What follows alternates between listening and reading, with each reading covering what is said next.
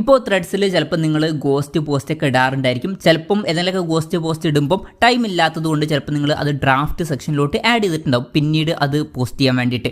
അപ്പം അങ്ങനെ പോസ്റ്റൊക്കെ draft സെക്ഷനിലോട്ട് add ചെയ്തിട്ടുണ്ടെങ്കിൽ പിന്നീട് നമുക്ക് പോസ്റ്റ് ചെയ്യാവുന്നതാണ്. ഇപ്പം ഈ ഒരു വീഡിയോയിൽ നമ്മൾ നോക്കാൻ പോകുന്നത് ത്രെഡ്സിൽ ഗോസ്റ്റ് പോസ്റ്റ് ഡ്രാഫ്റ്റിലോട്ട് ആഡ് ചെയ്തിട്ടുണ്ടെങ്കിൽ അത് പിന്നീട് എങ്ങനെ നമുക്ക് ഗോസ്റ്റ് പോസ്റ്റ് ആയിട്ട് പോസ്റ്റ് ചെയ്യാം എന്നുള്ളതിനെ കുറിച്ചിട്ടാണ്.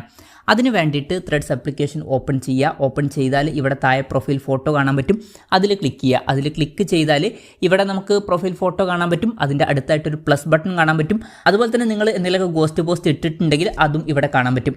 എന്തായാലും ഞാൻ ഈ ഒരു പ്ലസ് ബട്ടണിൽ ക്ലിക്ക് ചെയ്യുകയാണ്. ക്ലിക്ക് ചെയ്ത് കഴിഞ്ഞാൽ ഇവിടെ നമുക്ക് ഇങ്ങനെ ഒരു ബട്ടൺ കാണാൻ പറ്റും. ഇത് ഡ്രാഫ്റ്റിൻ്റെ ബട്ടണാണ്. അതിൽ ക്ലിക്ക് ചെയ്യുക. ക്ലിക്ക് ചെയ്ത് കഴിഞ്ഞാൽ ഇപ്പം ഏത് ഗോസ്റ്റ് പോസ്റ്റ് ആണോ നിങ്ങൾക്ക് വീണ്ടും പോസ്റ്റ് ചെയ്യേണ്ടത് അത് സെലക്ട് ചെയ്യുക. സെലക്ട് ചെയ്തതിന് ശേഷം ഇപ്പം നിങ്ങൾക്ക് എന്തെങ്കിലുമൊക്കെ എഡിറ്റിംഗ് നടത്തണമെന്നുണ്ടെങ്കിൽ നടത്താവുന്നതാണ്. എന്തായാലും അത് കഴിഞ്ഞിട്ട് പോസ്റ്റ് ചെയ്യാനാണെന്നുണ്ടെങ്കിൽ ഇവിടെ പോസ്റ്റ് എന്നുള്ള ഓപ്ഷൻ കാണാൻ പറ്റും, അതിൽ ക്ലിക്ക് ചെയ്യുകയാണെന്നുണ്ടെങ്കിൽ അത് ഗോസ്റ്റ് പോസ്റ്റ് ആയിട്ട് പോസ്റ്റ് ആവുന്നതായിരിക്കും.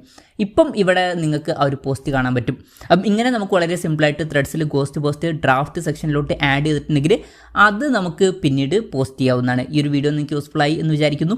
എന്തായാലും ഈ ഒരു വീഡിയോ പറ്റിയിട്ടുള്ള നിങ്ങളുടെ ജെന്യുവൻ ആയിട്ടുള്ള അഭിപ്രായം ജസ്റ്റ് ഒന്ന് കമൻറ്റ് ചെയ്യുക. അതുപോലെ തന്നെ ഇതുപോലുള്ള വീഡിയോസ് ഇനിയും കാണാൻ താല്പര്യമുണ്ടെന്നുണ്ടെങ്കിൽ ഈ ചാനൽ സബ്സ്ക്രൈബ് ചെയ്യാവുന്നതാണ്.